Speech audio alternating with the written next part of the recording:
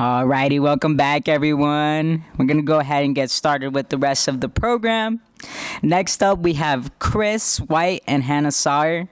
Spanning over 12 years, Chris White has worked with both large and small businesses all along the Wasatch Front to assist in bringing clarity to their vision and propel it into fruition. In his capacity as Director of Talent Acquisition, Chris has partnered business owners, hiring managers, and talented career seekers to build workforces that will sustain their growth through every conceivable marketplace. Originally from Utah, Chris is a devoted husband and doting father of two adorable children. Their family is completed by their two dogs and all the controlled chaos that comes with a happy, loving home. New to the human resources field with a background in public relations, Hanna Sauer has been with BBSI for the last 10 months, learning the ropes from professionals who have spent decades in the industry. She works as a recruitment specialist and every day hopes to help eliminate biases in hiring and find the right position for whoever is on the hunt for their perfect fit. Thank you.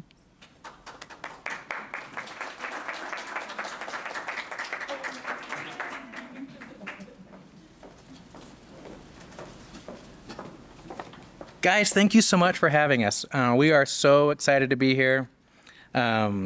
We totally believe in the vision of what you guys are doing, so to be a part of this is just absolutely awesome. See, we kind of already did our intro. I don't think I could do it any better than what was just said, which was my own words, so that felt really weird coming out of somebody's. So yeah, we'll just jump right into it. So what we're here to talk about today is just removing bias from our interview process so that we're actually identifying the correct person for the job rather than, letting how much we like the person or their background, determine whether we feel like they'd be a good fit or not. As we kind of just talked about, we've been working with clients, large and small, for, over 12 years. And we've seen really good examples of clients that do it really well and have an awesome onboarding process and interview process to identify the right person. But we've seen some really bad examples as well. And we're always trying to work with them to kind of fix those things so that we can really help those clients and the job seekers, right? And so before we kind of get into what that looks like and the things that would be really helpful to implement possibly for yourself, it kind of helps for us to just go over how it currently works for most clients. And so typically, when we're talking about an interview process, right, it always starts usually with a phone call. You have the recruiter or the hiring manager. They either get somebody referred to them or they find their resume somewhere. And so they pick up that phone and they make a quick phone call. Usually it's like 10 to 15 minutes, right? And they just trying to gauge the interest of that candidate. And really the point of it is to try to set up that second interview, right? And the second interview is usually probably with that same person or with the hiring manager themselves.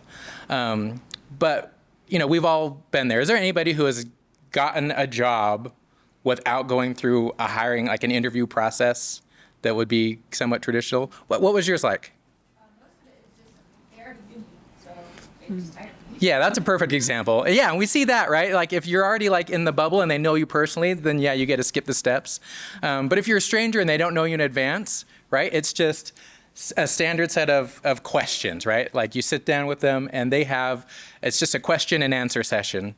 And we've all been there. You're as the candidate, you're nervous, your anxiety is spiking, right? And studies show, right? And I don't think we even need studies. We know that our performance in an interview is going to decline the more nervous and the more anxious that we get, right? And then if you can get past that gatekeeper, then you finally get to meet the person who would probably be your direct supervisor. This is the person who probably knows the job the best. Hopefully they have the best questions, right? This is probably the most key member of the hiring process that you would meet. But again, most of the time, it is just another set of questions and answers. So again, you're getting ready for that interview, anxiety, nervousness, cold sweats, all that good stuff. And then after that, you have to meet with the department head. Depending on the size of that client, it might be the owner to kind of just make that final decision on what's going to happen in your future if you're the job seeker, or if you're that direct supervisor and you really want the person, this is the person who's going to kind of make that final decision.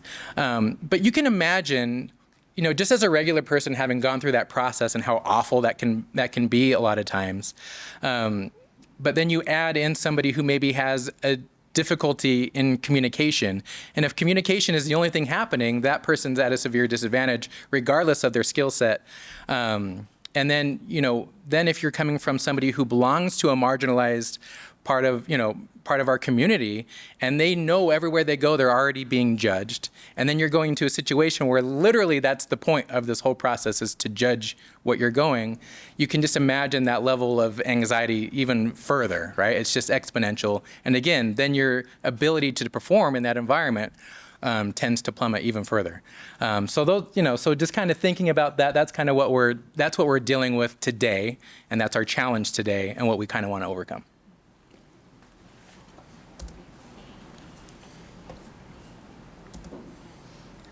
So essentially, what we're here to do today is to talk about how things are going now and how we think we can do it better. So right now, 5 of the most common interview questions are going to be just your vague, tell me about yourself. I know that I've gone into so many interviews where that is the very first question. And essentially, if you know about that and you practice it at home and you come up with a super rehearsed answer, you're obviously faulted immediately because they're like, oh, this guy isn't really talking to me. He just has a very rehearsed answer, which is a bad thing. And if you don't really know what to say and you come up with at the spot, it's like, okay, well, they didn't really prepare for the interview. So questions like this, it's so hard because every single one, it just depends on who the hiring manager is, how they're feeling that day. It leaves way too much up to chance and just, at the end of the day, kind of the biases that we're looking to avoid. So tell me about yourself, what makes you unique, why do you want to work here, what interests you about this role, and what are some of your strengths, what are some of your weaknesses.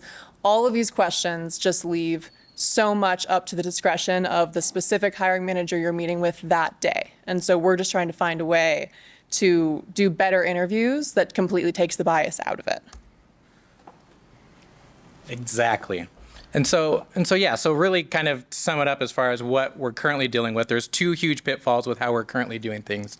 The first one is the only thing, if it's just a question and answer session, all you're measuring is, can this person answer questions? And what job out there is it where that's somebody's job is answer questions? I can only think of a politician. Or a head coach, or I don't know how many of us are hiring those people, but that's not going to get us to where we need to be. And it's not that questions, like the questions we had up, you can find nuggets, those are helpful, but you can come up with better questions that'll get you much more information, in that same amount of time, that will, help you really determine whether this person really knows what they're doing versus just letting them, kind of waffle through it. The second thing is that it's really difficult to corroborate what they're saying is actually true. Even if we're doing reference checks, right? We meet with the person, we have a great interview. They say they have all these amazing skill sets. They did this in sales. They're this amazing on a production line. They're this incredible as an office admin. Then when we call the former employer, legally they're only able to tell you a few things: the start date, the end date, the title, their wage. Are they rehireable, right? And that's like the key one. If they say they're rehireable, you kind of hope that's good, right? If they're not rehireable, then you kind of have to determine, was that because the employer feels offended, or did the person actually do something that warranted, really truly not getting rehired? And so again, we're kind of just left to, you go through that whole 4-step process, and really at the end, what are you left with? You're not really walking away with anything tangible that's going to tell you whether this person is actually good for the job. And so what tends to happen now is we're just hiring the most likable person. Now it's just a popularity contest, and we're just missing out on a bunch of incredible candidates that are out there. So we are here advocating for skill-based hiring, and we'll kind of explain more in depth what that looks like in your typical situation in a moment. But for now, a great example of this is that who is currently using skills-based hiring, and that's any specialized industry. And a good example of that is going to be actually the NFL. Because if you think about it, no one is sitting down with a football player and asking them, do you know how to play football?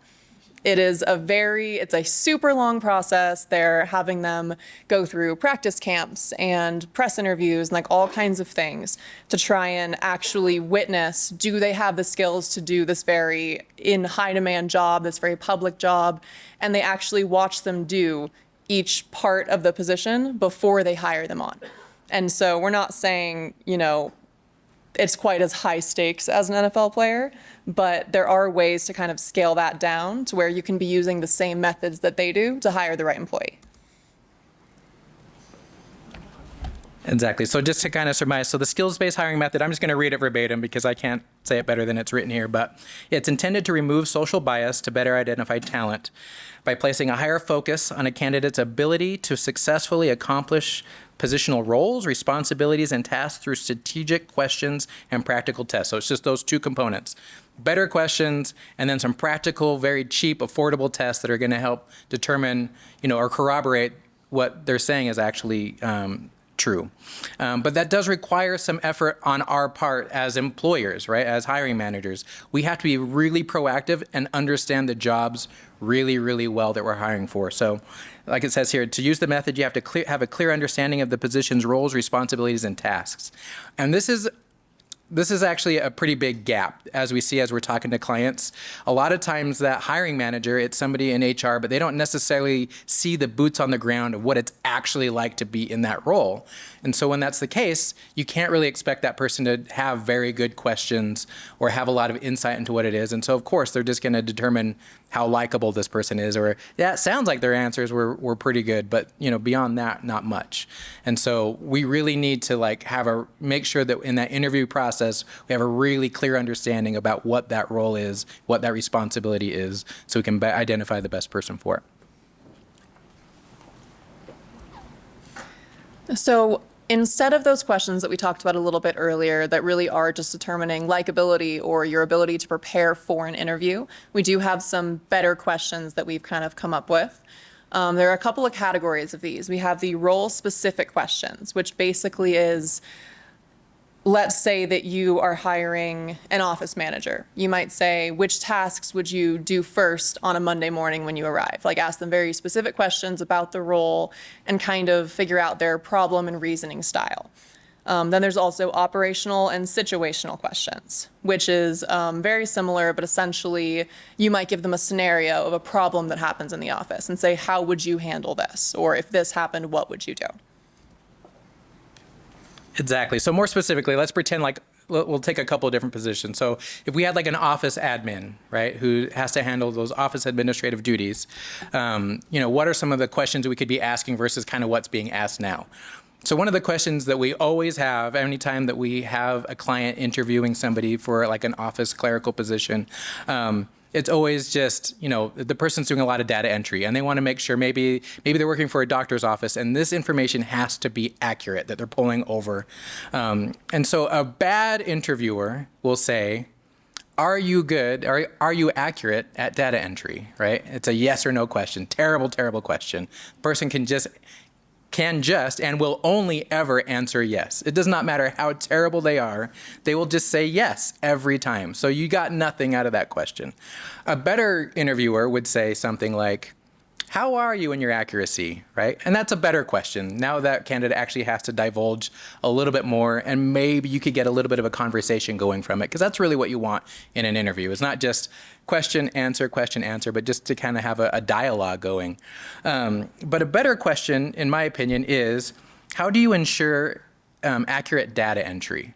And the reason why is now that person has to actually go through the entire process of what's that like. How do you make sure, and actually, you can give them an example of, we've got this coming in. Tell me how you would make sure that this is all going to be, go in an accurate way. And so it just went from someone just saying, yes, I'm accurate, to now they actually have to represent, at least verbally in this case, that they are actually good at this. And so you, as the interviewer, you can get a lot more information from them in doing so. Another good thing to go over is prioritization. That's another one, especially in office clerical things where people are wearing multiple hats. They got tons of responsibilities that are being thrown at them, and you need to make sure that they understand how to prioritize well, right? And again, a bad interviewer just says, can you prioritize well? At which the person's going to say yes, even though they don't know how to prioritize well. They put their shoes on before their socks in the morning before this interview, but they're going to say yes no matter what. And so a better question for that would be, how, again, a very specific scenario that you actually see in the office. So in this office, you come in on Monday morning, you're bombarded by all these emails. So you ask them, how would you choose which emails to address first on a Sunday morning, on a Monday morning, right? Something specific, something that you as the interviewer are familiar with. So when they give you that answer, you can actually determine, oh yeah, I can see that working really well in this specific environment, right? And so you're getting a lot more information out of that. If we look at the industrial side of things, and in this case, we hire a lot of production stuff for a lot of warehouses or manufacturing. And so a question that will often be asked by a client is, how fast are you, right? Are you fast? And they'll always say, of course, yes. Or how fast are you? And then, you'll get a little bit, but really we want to give them a very specific scenario. So in this case, right, this is what any manufacturing environment is juggling with. They want all the quality, but they need a bunch of it and they need it really fast. And so this is a good question to ask because this one also varies depending on the type of client. Maybe that product that they're making, there's not a high variance in quality. It's very easy to put together. So quantity would be a very high premium in that type of a situation. We have clients who do medical assembly, where they're making the actual stents that go into your brain to keep yourself from getting a blood clot. In that case, you want the quality over that quantity, right? Like someone's life is literally on the line to make sure that, that if this product fails and, that someone's going to die, right? So so that question is a really good question to kind of determine. It's also not black and white, because really the answer is both, but you just want to see how they're going to answer it, and you get a lot of information out of it that way. Another good one is, what methods do you use to check for quality when you have to meet a tight deadline, right? You're asking them the process. Like, think about the process of what they need to do and ask them about that. So, so you can't just skirt the answer. You have to give very specific examples about why your process would be effective and why your process would be beneficial for this company. So other than just asking better questions, which is of course the goal, you can actually do a more practical interview, which of course I'm sure that if any of you do work in any kind of industrial field or even, I guess, in terms of some clerical fields as well, you're probably already doing this. Basically, instead of just asking questions, even if they're the right questions, you follow it up by seeing them do the job. So if you are working in an office, or let's say that it's a call center of some sort, you might have them do a typing test before they start. Instead of just asking, can you type 40 words a minute, you have them take the test so that you know for a fact they can do the job. Some other examples of this that we utilize is we do have people do welding tests or read the phone script back to us to make sure they really can speak clearly over the phone and answer customers' questions. And of course, we also have forklift tests. And as far as the practical interview for sales goes, a lot of the time it'll be like, okay, pretend I'm a client. Act with me as you would with a client, like try and sell me this product. And then you get to actually see how they do it, if you feel it's effective, and you can kind of give a more accurate grade of these actual practical skills. So this is another example of a one that we use. We literally have one of these in our West Valley office. So our West Valley office, that's the one that we do the medical assembly for. And so, one of the things for them is, when, again, going back to are you fast, you might be fast lifting heavy boxes or, running. But, in this particular case, these people are in full lab gear, so it might be a little bit hot in there, but you're using your hands in very minute environment, right? And so just a general are you fast question is not going to help. We actually need to know their dexterity level. So we'll actually do this test. And the way that it starts is first you have to give it to the employer. So if you're the employer and you have the unfortunate duty of identifying the employee in your workforce that's the minimal acceptance allowed, right? Because you need to establish a threshold. So the first thing we did with our client is give it to them and have them do that exact thing. Who's the person in your workforce that is a good employee, a solid employee, but if we were to send somebody for an interview that is anything below this level would be a waste of your time. Right? And so they did it. They had the person sit down. We actually disguised it that you have a bunch of people take the test, but you kind of have the one person you kind of got in mind. And maybe by having a bunch of people take the test, you figure out that it's actually somebody else. But you have them take that test, and then we get it back. And then as we're going through our interview process and we're asking questions and people are answering the question and they're indicating on all the questions that they are very fast and have high dexterity, then we actually give them this very quick test, right? And what's nice about it is you can establish, there's a lot of stuff you can do with it. So for us, we established within 2 minutes under a low power microscope, because they're using microscopes, under a low power microscope, how many of these, can you grab with a tweezer and fill these holes in? And then for everybody would give that test to, regardless of how well they did on their answers. If they cannot do this, they've already given us a very pragmatic evidence that's empirical. It's black and white whether they can actually perform this function or not. And it also helps build our case if we find somebody who maybe doesn't have, maybe there's a speech impediment or something along those lines that we feel there would be a social bias when we send them to that client, we can give them this data and be like, this person knocked it out of the park. I know you might have, some questions here, but this is empirical evidence on how well they're going to do once you actually get them on your floor. Yes. All right, and for this next part, we're going to need 3 volunteers. Yes. All right, come on up. We need 1 more, please. Yes. Do you need these? Yeah, I'll go.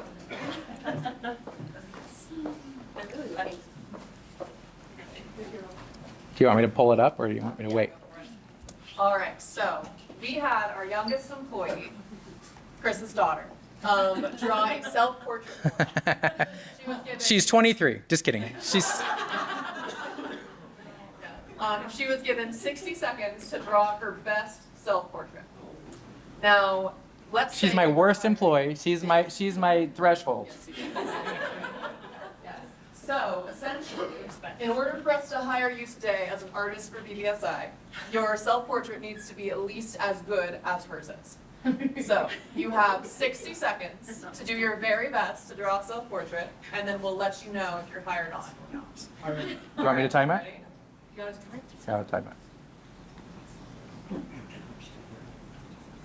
Sorry. Okay, ready, set, go. Yes.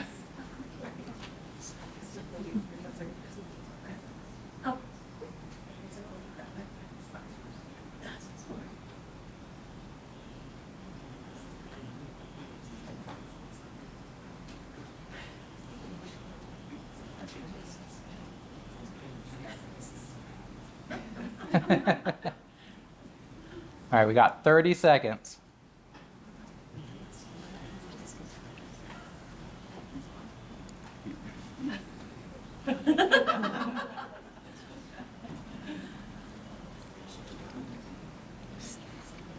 "15 seconds.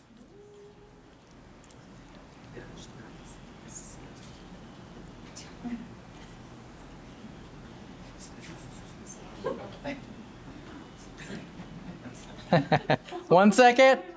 All right, time. All right. Let's start with yours.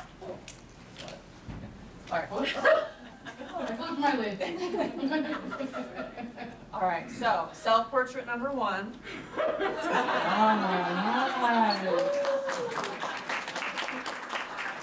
It sounds like you did pretty good. The audience agreed. Right on. Great job.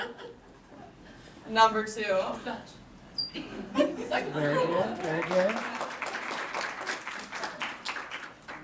And number 3. Would you guys hire these 3? I think so, yes. All right, I'll have to fire my daughter when we get home. Frame them on your wall. Oh, go ahead. Do you have anything you want to add? Or? Well, maybe, actually. Use it. Maybe a little bit, yeah. But so anyway, that's a pretty literal example of the way you can be doing one of these tests. So again, I don't want to say worst, but our youngest employee If you can match that standard or go above it, then they essentially pass that skills test. Oh, she wanted me to make sure you guys all recognize the earrings. She just barely got them pierced, so she's very proud of those earrings. So. Okay, so that's like a fun version. So there's a lot of stuff that we actively do all the time. I mentioned that we do a lot of, we have quite a bit of like production and warehouse stuff. And so in a warehouse environment, there's a lot of, you got to be physically fit. You have to be able to bend, twist, do all these things. And so, how do you make sure, not just because you want to hire the best person, but you want to create a safe environment. You want to make sure that anybody that you're considering for this position would not inadvertently hurt themselves, or, that we would inadvertently put them in a situation that might cause them harm. And so, one of the, just an example, and there's a bunch of them that are kind of around, but like, almost everybody has one of these somewhere sitting around their office, right?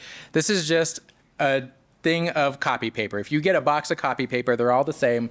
They all weigh exactly 50 pounds. And so almost all of our clients, almost every single one will say they need to be able to lift upwards of 50 pounds, right? And so again, when we go back to the interview question, whenever I ask somebody about their lifting capability, right, and we somehow determine that 50 pounds would be the maximum they would lift, they almost always say, oh yeah, I can lift that, because they're thinking about it in a vacuum, right? One time, I'm going to lift this box. They're not thinking about it over the course of an entire shift or anything like that. And so what we want to do is bring them over, and we'll have this box of paper, and just be like, just do me a favor, just to make sure that you are fully understanding what we're asking of you. Demonstrate proper lifting technique, and just lift this, not above your head, just to your waist, and just put it back down, right? And it does two things. A, it tells us this person understands how to do it, they can do it, but they're now getting new information of, oh man, that's what 50 pounds feels like. And they're gonna ask me to do this throughout an 8-hour shift. Yeah, maybe this is not the best position for me. And we've saved so much time of job seekers and clients alike by doing something just very simple like that. Where, same thing with speed. We work with a soda bottling company, and what we'll often do is we'll come in, we'll just make custom videos. We'll video what that job actually looks like so people can see it. But a lot of it's the speed, right? People always think they're fast, and then you actually see how fast it is, like on a soda bottling line, how fast those bottles are coming out there. And all of a sudden their interpretation of what speed is totally changes. And they're like, oh yeah, again, 8 hours, keeping up with that's out of my realm, right? So, a huge part of this as well, because we're talking about removing bias, and so far it's kind of been just vague bias, like maybe you're in a bad mood that day, and so you decide the person isn't as likable, or again, like a popularity contest. But the really important thing here is avoiding all kinds of bias, especially like minorities and those with disabilities and anybody who's within, again, that marginalized community. A lot of times, though, these people do get passed over for hiring for a few reasons, but they can kind of all be grouped into two main sections. Yeah. You want me to do misunderstanding or fear? Okay. Yeah. I'll do fear. Yeah, so a story that our HRC, Caitlin, actually over here tells is that at one of her previous positions, she worked for Blockbuster Video. And I know it's a very old name, but yeah, so basically in this hiring process, they were looking for a shelf restocker. And the shelves go up to 6-7 feet up in the air. They had a little person apply, and she had a great resume, everything was looking good, but the hiring manager kind of decided, they were like, well, I don't really believe this person can do this job. And that wasn't based on anything other than, well, I'm not sure they can, reach up that high.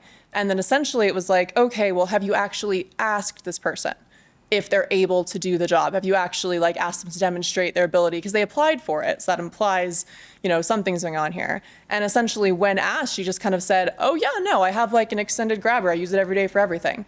And then she became the fastest stalker in the entire store. So a big part of it really was just a basic misunderstanding of you see somebody who is different, who has a disability or anything like that, and people do make these assumptions, and they just kind of misunderstand how those skills may look different, but you're still able to complete the job equally as well. Perfect. Yeah. And so I've had an opportunity to work with workforce services, specifically with their disabilities department. So they're doing rehabilitation. So they're working with a lot of people with a lot of disabilities, mental disabilities, physical disabilities. And what's really cool is they have this workshop that they do. And if you ever want to go attend this thing, come find me. I'll give you the information for it. It's mind blowing when it talks about how many walls we build before we ever even give a person a chance. And I discovered personally how much I've done that already. So they'll take you in there, and they take you into the school for the blind, and you go, and they actually have one of the students walking you through it. So they're kind of guiding you through. You go into the kitchen, and the kitchen's pitch black. Right? It's this huge kitchen, and this is where they're teaching people who have lost their sight later in life how to now navigate a kitchen and be able to operate that way. And what was amazing is we get in there, we're all in there, and he's like, oh, I forgot the light switch. You guys need light. They don't ever need light. And so he tells me to flip on the light switch. We flip on a light switch, and there's a lady in there baking a pie right there. We had no idea. And then we keep going from room to room and room, and every time my mind is blown. People are crocheting. The craziest one is they take you into a workshop, again, pitch black, and you hear saws and drills. And again, you flip on the lights, and it's fully operational, and they're building these beautiful cutting boards and all this inlaid woodwork, and you're just like, wow, I am putting so many limitations on people, even with my best of intentions. Like, it totally, changed my entire kind of mindset when it comes to it. But the other thing they talk about with workforce services, especially on the rehabilitation side, is they teach clients, companies, that you need to interview for the right reasons. You need to hire for the right reasons. And in the end, you need to fire for the right reasons. And that last one is the fear thing, right? There's so many companies out there who they really want to do the right thing. They want to, open their doors to people of, all backgrounds and everything. But there's this fear that when people come from like a protected class, then they then cannot move on from them if they are not actually a good employee, right? And so it's having that mindset, and if you feel like you're in a company or involved in a situation, or just want to make sure that you have a very clear process for moving on from an employee, regardless of their background, it's just, again, unbiased, skills-based, then I highly recommend talking to Caitlin, because she can kind of make sure that you guys are all shored up and there's no liability out there. But that's where it comes from. And we shouldn't have that fear. As long as we're always doing the right thing, we should be able to interview for the right reasons, hire for the right reasons, and we should be able to fire people for the right reasons.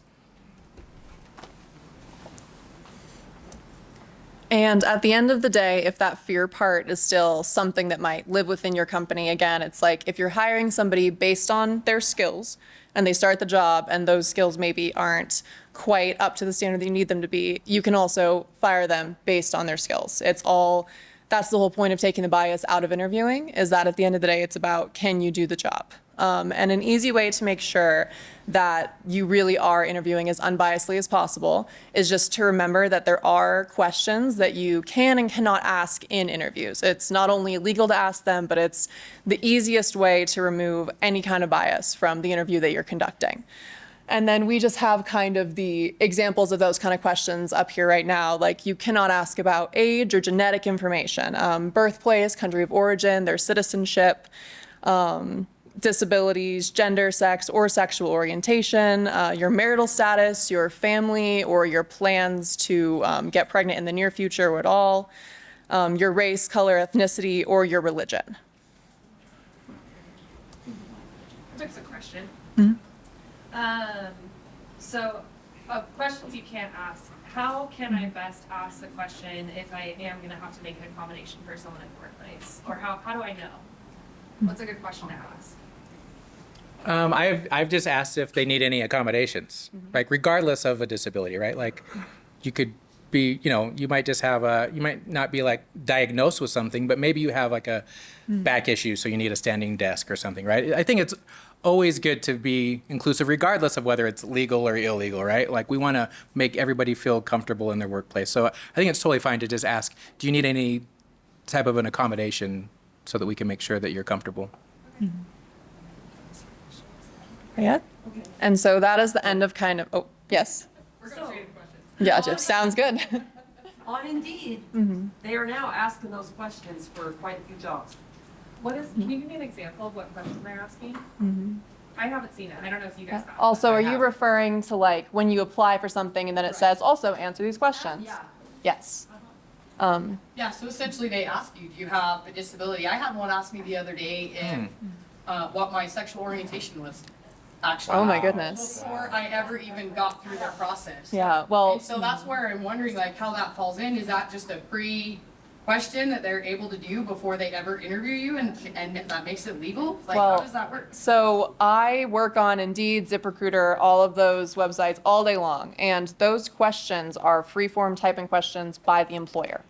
And so it's definitely Yeah. not Indeed having that be part of anything. It is the employer putting in a legal question in an application. Yeah, and there is part of every application process. The government does require that we fill out an equal employer opportunity thing. So those questions are asked there, but those should be kept confidential from any Hiring manager. supervisors or anything like that. Like, and that's to make sure that we as companies are providing equally, right? But they'll never know that if they don't ask those questions. And they are voluntary. You don't actually have to, if you feel super uncomfortable about it, right? You don't actually have to answer it. But that's why a lot of times those questions are being asked. Yeah, but in that case, again, if that's like step one of the application process is I send in my resume and then they're immediately asking me these kind of specific demographic questions, that is definitely not your typical hiring process. Yeah, I know that I haven't personally seen that. It's kind of concerning that It was you are crazy, seeing yeah. that so often. Right. Yeah, Yeah. but Yeah. yes. Going back to steps back, if you are interviewing them and you ask about accommodations, if they start talking about religion or talking about things like that, is it okay to follow up with questions on that? Instead of just like blatantly asking? Yeah, you'll often hear people like bring up on their own that they have their family situation, right? And if they're the ones that introduce that information, yeah. I mean, you still want to be careful about it. You don't want to like drill on specifics about, like specifically like if you have a single parent, I would very much avoid like drilling them on how their ability to be on time or how much time they're going to have to spend. But if they Take, voluntarily give up, yeah. Yes. try to. Yeah, Yeah. and if they voluntarily tell you something like that, and then you choose to follow up on it, because again, at the end of the day, it's a conversation you're having. You're trying to have a dialogue with this future employee. Following up on it, of course, you want more information about this person you might be working with every day, but you still, of course, want to avoid letting yourself have that bias in the hiring process. If you're hiring someone and they disclose to you that they are pregnant, they may eventually need maternity leave, that still should not dissuade you from hiring who would be a really great employee. Because you don't want the people who you're working with to be kind of afraid to come to you with things like that. Because, I mean, I know that it's a lot easier to maybe spend a small expense, create an accommodation, make everything easier, than have to continually rehire employees. Because the cost of turnover is a lot higher than the cost of just keeping people happy. One more thing I'll add to that, those are good points. Going back to your question too, when you're in an interview, if you're taking notes, right, sometimes people will have kind of a preset list of questions, which really goes back to this whole process of making sure that you're asking all of your candidates the same types of questions. But when you're taking notes, those do become part of that employment record. Employers are required to keep those types of things on file for a year. So from an HR compliance standpoint, any of your interview notes, your job applications, even if you don't hire that person, you need to keep that on file for a year because that person can still go back. It doesn't cost an employee or a candidate or anyone, it doesn't cost any person anything to go to the DOL and file a complaint. So you want to make sure that your record keeping processes are tight. So if, for some reason that person feels like they were discriminated against in the interview process, you can go back and pull that record and say, oh no, I asked these same questions of every single person and this individual just so happened to bring up X, Y, and Z information. That's not really part of our hiring process. We ended up hiring this person based on their skills and qualifications, not because how this other person, decided to respond. So just keep that in mind. Yes. So again, going back to you hire for the right reasons and you fire for the right reasons. Something that is really important for that is keeping a record of everything within those hiring and firing decisions. Because I know that sometimes it's like we once had an employee come back to us a solid 2 months after we had let them go, essentially trying to file an unemployment claim and all these things.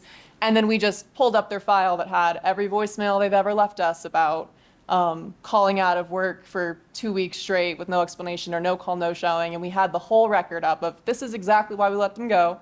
It has nothing to do with what they're talking about. And the case was just dismissed. So it's always good to protect yourself while you're also protecting your employees. I have a question about skills-based tests. Have you run into or seen any ethical issues with using those as free labor of employers? Yes, so I know that it used to be somewhat popular. I know that I've applied for a couple of jobs when I was straight out of college of people being like, oh, well, come and, work for us for a couple of days, prove you can do the job, do a couple full shifts. And I know that that is definitely not a trend that I've seen in recent time. I think when it comes to, lift the box and prove you can lift the box, or do this little test to prove you can do the test, we're not getting anything out of that. It is just, the test. However, I've also worked in a few, for example, restaurants where they'll say, we would love for you to work at our restaurant, but we need to actually see if you keep up with the pace, do the recipes, all this. And so usually you will be hired on a temporary basis. So rather than just saying, oh, work for free for 2 days, they'll be like, we're going to pay you less than what your actual salary would be, but you're still being paid to be here. And it's essentially a training period, but it is temporary. So if you do the training, you can't quite handle it, you're still getting paid for that time no matter what. You're never working for free. Would that be for under a 1099 context or a W-2? It'd still be a W-2. W-2. Yeah. There's actually a lot of companies that use us for that. They don't want to do the headache of all the paperwork just to test this person. So they'll actually send them to us. We do all that. We make sure they're covered on workers' comp. So any injuries that happen, they're totally taken care of, but they get a chance to kind of evaluate this person and make sure that they're what they want. Yeah, thank you. Yeah. So I own a marketing agency, and I've been doing I call it the contracted party for the last 10 years. It's gotten to the point where I'm realizing we really gotta hire employees and figure this out.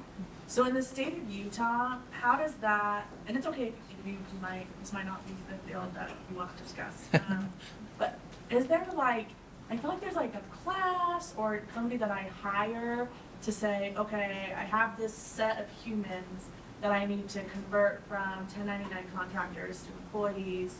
I've never done this before.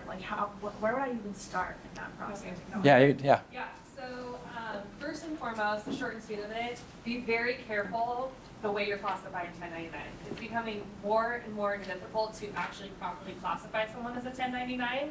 If you misclassify someone as a 1099, you can get penalized. You have to owe back wages, there's fines, right? So you want to make sure, and they're going to come in, they're going to audit that one person, and they're going to audit your entire business, right? So if one person says, oh, actually, I think I was an employee, and they really were, they're going to come in and they're going to find all of those other 1099s that should have been employees, and you're going to be liable for all those wages and penalties. So just keep that in mind, right? You can go online, there's an FLSA checklist to go through. It's a 20-point checklist to say, okay, based on these skills or these responsibilities and this person's authority over their position and my authority over them, they're 1099 or they are W-2. Converting someone from a 1099 to a W-2, I would just treat them as a new hire employee, right? So give them an offer letter and say, we are converting your position into a full-time W-2 position. Maybe it's part-time, maybe it's temporary, whatever it is. But give them the offer letter and have, outline those specific details. This is your wage. This is your start date as a W-2 employee. Here's what you're eligible for in terms of benefits.